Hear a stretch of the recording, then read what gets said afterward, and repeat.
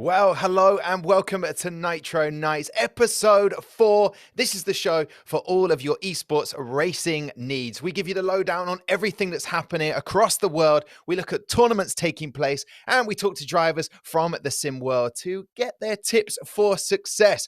We drop this show 3 times a week. That's on Monday, Wednesday, and on Friday, roughly around 7 p.m. Central European time. And today is going to be a very exciting show indeed. So welcome along, newbies. Thanks for joining us. And for those who've watched the last 3 shows, great to have you back. Right then, let's kickstart things with a quick news flash. This is everything you need to know from the world of esports racing. We kickstart with Team Redline, Real Racers Never Quit. This is the current standings after round 5, with Max Verstappen leading the pack. Then you have Kelvin van der Linde, then Lando Norris, and former guest in the first ever episode of Nitro Nights, Daniel Junkadea, is there in 4th. So best of luck for all the races happening across the weekend. However, though, there was an interesting battle between Lando Norris and Porsche Super Cup runner-up Guvan.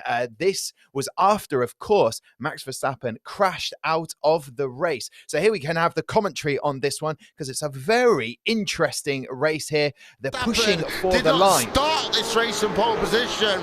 The battle for P number 1 and P number 2 is so close. They work down through these infield sections. Contact and Guvan to the race lead. Norris is covering the inside and every. So there you go, a little bit of a sneaky maneuver from Guvan. He crossed the line first, but after the race, it was awarded to Lando Norris. So congratulations to him. Moving on, Jimmy Broadbent needs a massive shout out, aka the Shed Dweller. He started the hashtag Get This Bread, raising money for the fantastic work the Trussell Trust does. Over 21,000, almost 22,000 pounds raised through that race that took part in the Autodromer Enzo Edino near Imola. A 3-hour race, won in the end by Pablo Lopez. Jacob was in second, and Rudy van Buren, what an eventful race for him. At one point, he was on his roof. He finished in 3rd. So amazing work done by Jimmy Broadbent. Moving on, Le Mans eSports. These are the current standings at the moment. Don't forget, Le Mans eSports Season 2, $200,000 up for grabs on the line, combining motorsport games and 24 hours of Le Mans. Those are the current standings, so best of luck to all of those drivers as they try and get that £200,000. Well, I'll tell you what, I wouldn't mind a slice of that. Anyway, moving on, iRacing, NASCAR, a very eventful thing that is happening and taking place. NBC and Fox just beating their record viewing figures for that, and people watching it, loving it at the moment. Indeed, all of the goings on. Look at this for a situation that happened between Stroop, Cornell, and Gordon. Take a look at it. Keep on ticking, do they not, guys?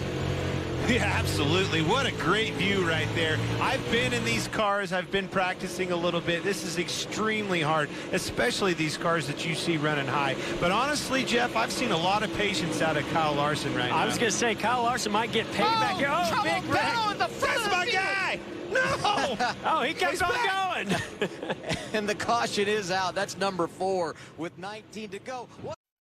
As the commentator said, there's Stroop. Oh no, he's my guy. Yeah, incredible. A full flip, and it landed to be able to keep on driving. The eventual winner for that was Trent Ivey, but very entertaining stuff there. And happening this weekend on Sunday, definitely something to tell you about, not only because I'm hosting it, but because also 5 F1 drivers are taking place in this. This is, of course, the virtual Grand Prix. In the real world, it would be happening in Vietnam this weekend.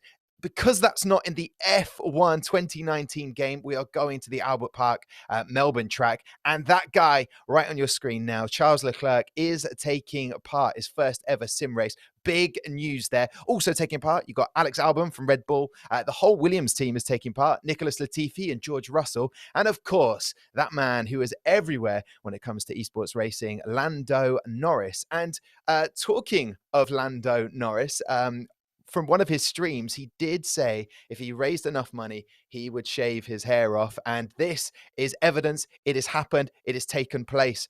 So there you go, shaving all the hair off at the moment.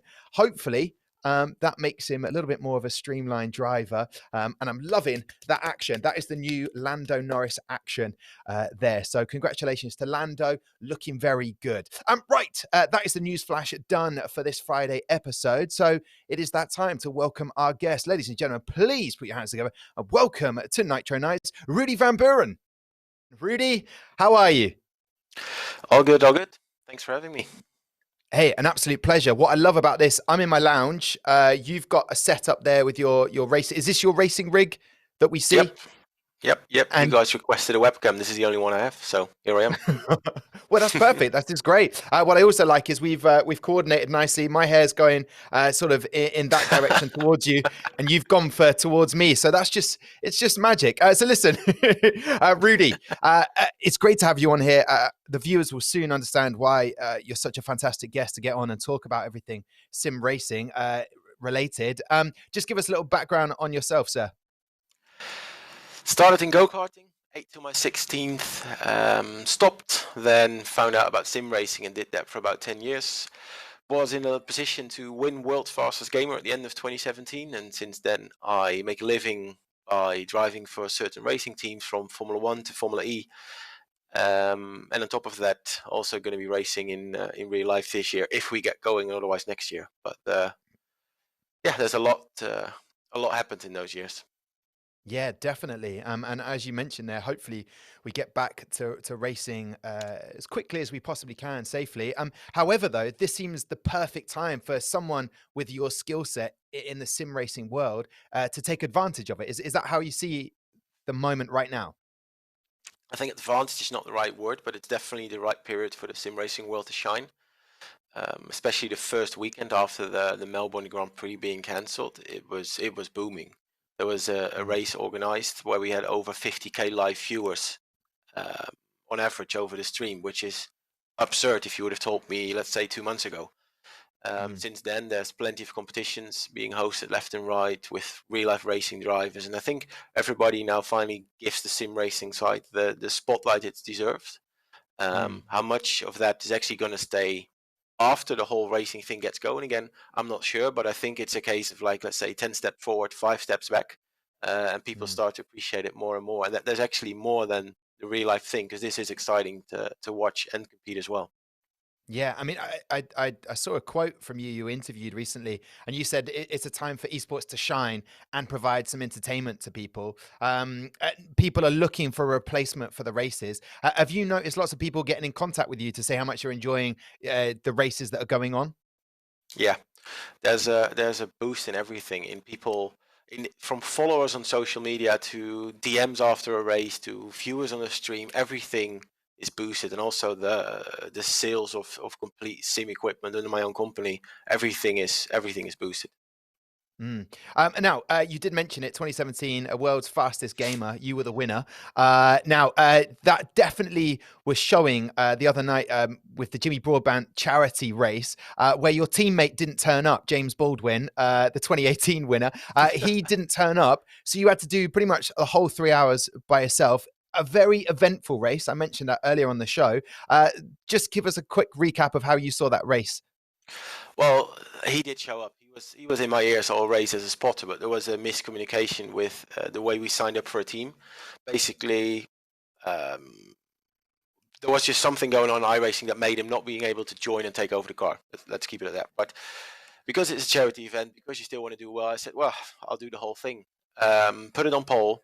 Drove away in the first hour, got tangled in a backmarker collision, lost over 60 seconds, and then fought my way back in the remaining 2 hours to finish third on 7 seconds from the win. So gave it a full 100%. Wasn't enough, but it was definitely exciting to do.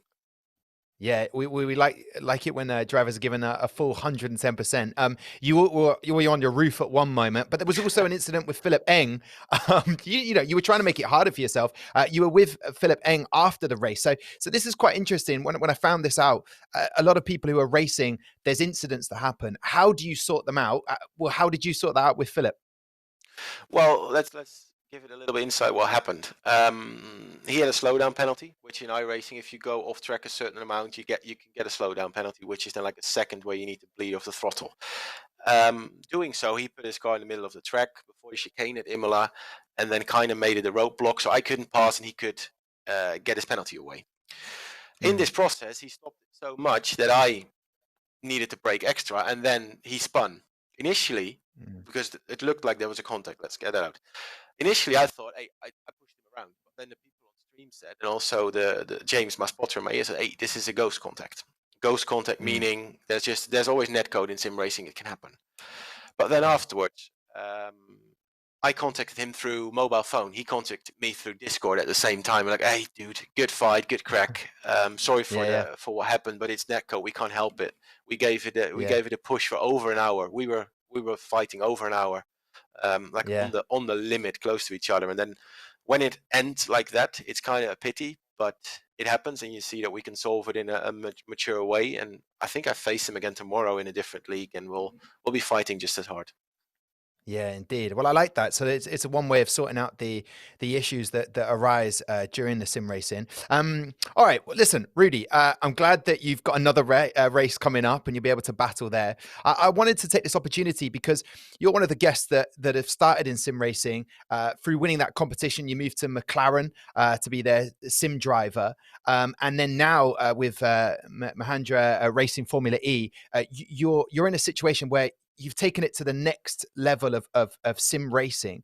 I want to kind of get an insight into that. How more advanced is it? How more difficult is it to do? What have been your experiences?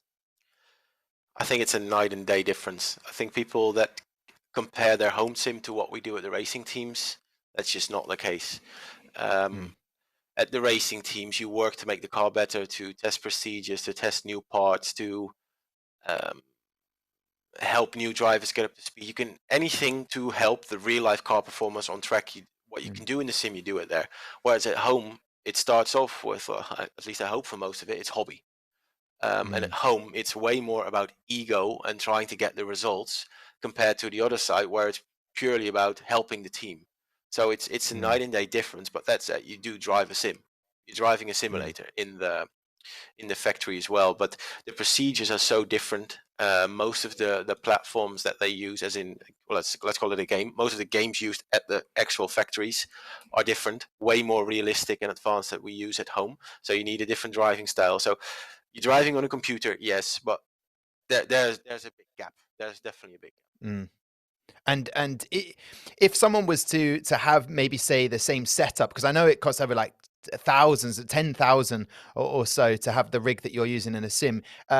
If you were using the same rig, would you be performing better in the tournaments at the weekends? No.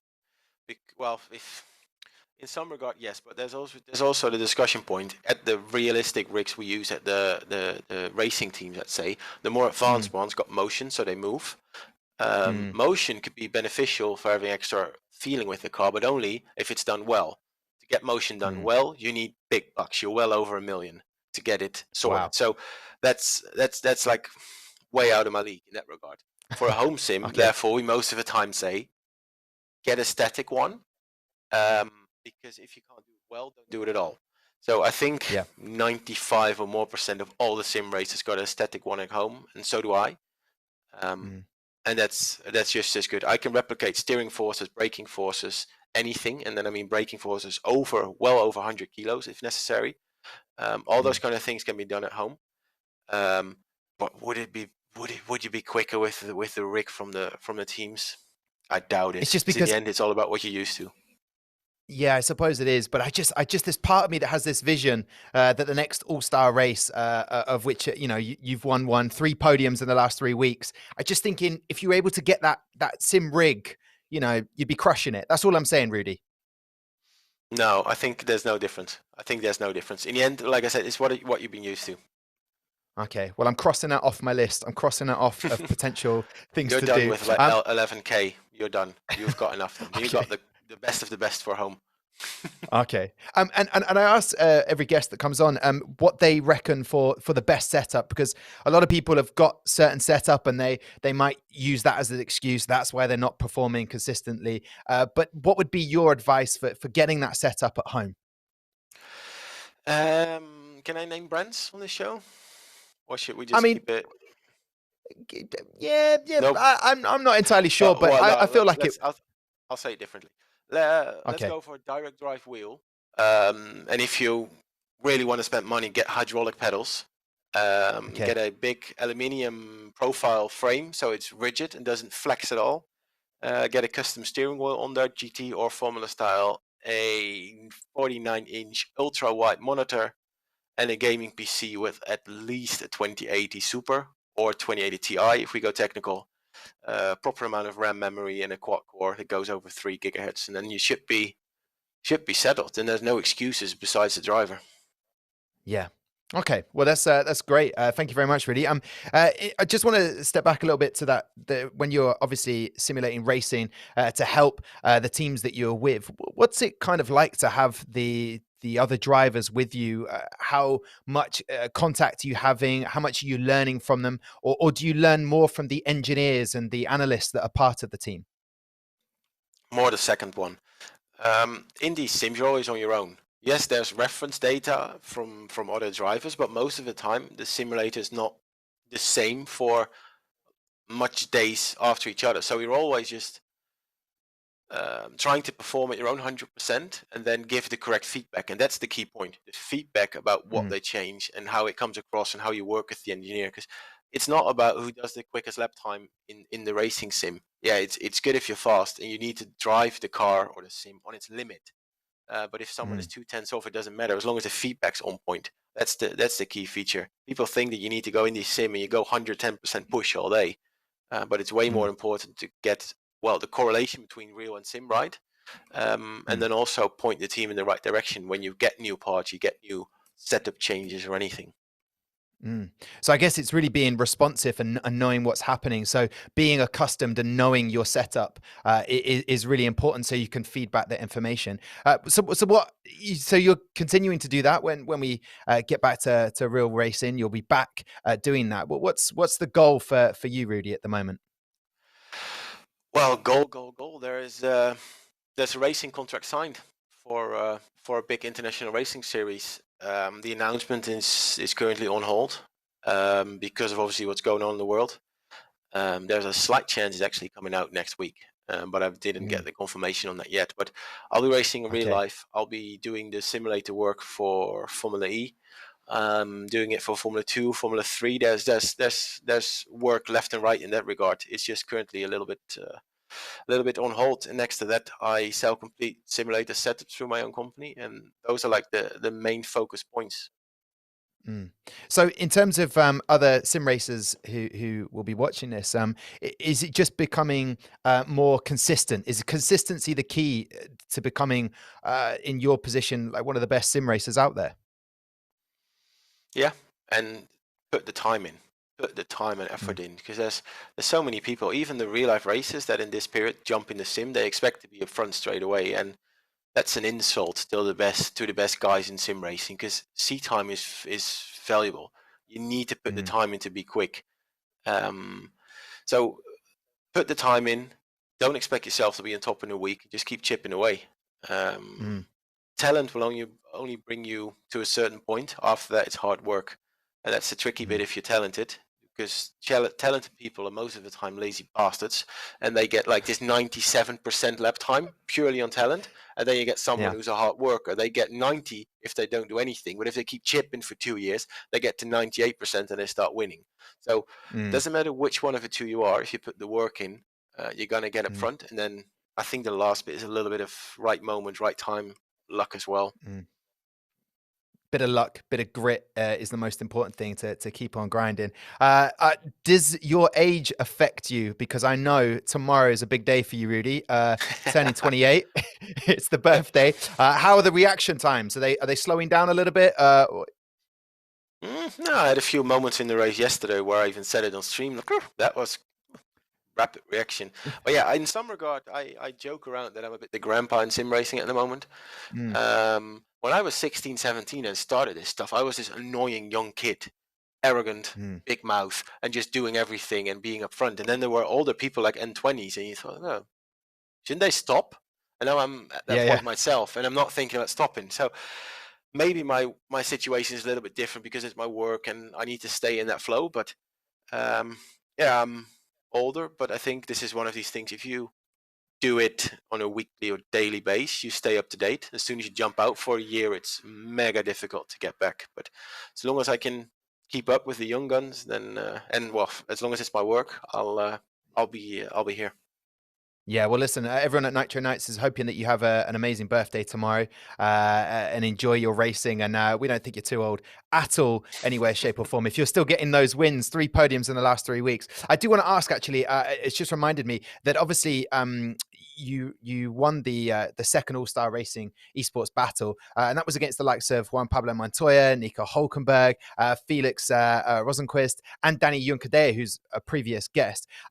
Is it nice to see more ex-pros who are racing in the Sims to kind of test your skills against them, or do you not see them? You just see them as another sim racer? I just see them as another competitor. And most of the times, these bastards fight even a little bit harder on track because they're more into the little tricks as well. That said, you can argue that you can trust a real life racer sometimes a bit more than a sim racer you don't know. So because they're more used to the whole situation. But it doesn't matter who it is. A competitor is a competitor, and if it's a big name, yes, there's more attention to it, and you know people will be watching. But in general, it doesn't matter who's on the grid. You just wanna beat them all. Yeah, and at the moment, I mean, obviously hosting the virtual Grand Prix, that would fall under a lot of entertainment. But now we've got 5 F1 drivers joining us on Sunday. Charles Leclerc is going to be joining alongside Alex Albon and George Russell and Nicholas Latifi, and of course Lando Norris with his new haircut. What do you make of that, Rudy? With more F1 drivers joining, and they've got a bit to catch up, but they don't want to look off the speed, not up to speed, do they? They want to be as competitive as they normally are. But is this a good thing that we've got more drivers coming on board? Definitely, especially when the events are matching, well, the races that we're missing. The virtual Grand Prix is obviously something that gets a high amount of views as well, and the drivers benefit to that. I'm not sure if like the All-Star, the VIP race, how that went in Bahrain with stuff happening on track. I'm not sure if that's the right direction to go, because for some criticasters, that's kind of proves like, yeah, I told you it's sim racing. They're taking the piss. Yeah. They're doing stuff we shouldn't do. But the All-Star race have been good level, and the quick guys are in there. So I think it's good that they're there. Yeah. I give the guys some respect if they're somewhat close to the front, because most of these guys are not used to F1 2019. And then to jump in and be some sort of competitive within like a second, you can take the head off that the guys are quick if you give them the time. Yeah. But hopefully they've got that grit, like you mentioned, Rudy, to stick at it and improve. In terms of what I remember, that question I asked you earlier about the drivers liaising with you to know what to expect out on the track. How much time do the drivers that you've worked with spend sim racing and the simulator to get to know the track? How many hours, I guess, would they be doing it? Well, if you look at it from a team perspective, there's always like at least 1 full day in the sim for each driver for each race. In Formula E, that's a little bit more because you got the whole procedures with the electronica side of it. But I think all of the drivers are going over those amount of times at home currently, because everybody's set at home and it's got the time. 2 hours here, 2 hours there. And I think if you put a counter on everybody's PC, how much time goes in a week, let's say 2 hours, 2-3 hours a day minimal. Yeah, between 15 and 20 hours in a week easily currently on the sim. Doesn't matter who you are. They all got the time. They all want to race. Yeah, indeed. Well, listen, Rudy, I thank you so much. Valuable information that you've given to all of the viewers. However, I wouldn't let you off the hook. You have to take part in the quickfire round. Are you ready for this? Do you know what's happening? Yes. Okay, no, good. I'll find out. Yes, you will. And you'll find out very quickly. Okay, so the time will start in the quickfire round with Rudy van Buren. Your time starts now. Circuit, Park, Zandvoort, or Silverstone Grand Prix? Zandvoort. Zandvoort. Okay, best sim racer apart from you? Benecki. Okay, do you like it when Max Benecki. Do you like it when people sing Rudy, Rudy, Rudy? I can handle it. Bad publicity is still publicity. If you were a superhero, what power would you have? Ultra speed for running. Ultra speed for running. Max Verstappen or Lewis Hamilton? Max, easy. Easy. Okay, who is your driving idol? Schumacher. Scale of 1 to 10, how cool are you, Rudy? 9.5. 9.5. Okay. Treadmill or rower in the gym? Rower. Really? Oh, favorite Dutch food? Croquette. What's that? Yeah, this meat sausage kind of thing with a crispy outside. Oh, very nice. Yes, okay, really what's Dutch. the worst? Really Dutch. Worst job you've done out of racing? Supermarket. Filling the stocks up. All right. Okay, and finally, as time is running, if you could teleport anywhere right now, where would you go? Maldives. Ooh, very nice. Listen, Rudy van Buren, that is your quick fire round. I don't think that was too bad, was it? We got to know you a little bit. All right. It's all right. Okay. All right, perfect. Well, listen, Rudy, thank you so much for joining us on Nitro Nights. Your next couple of races are going to be this weekend, I believe. Yes, potentially the Red Line Real Racers Never Quit on Friday evening.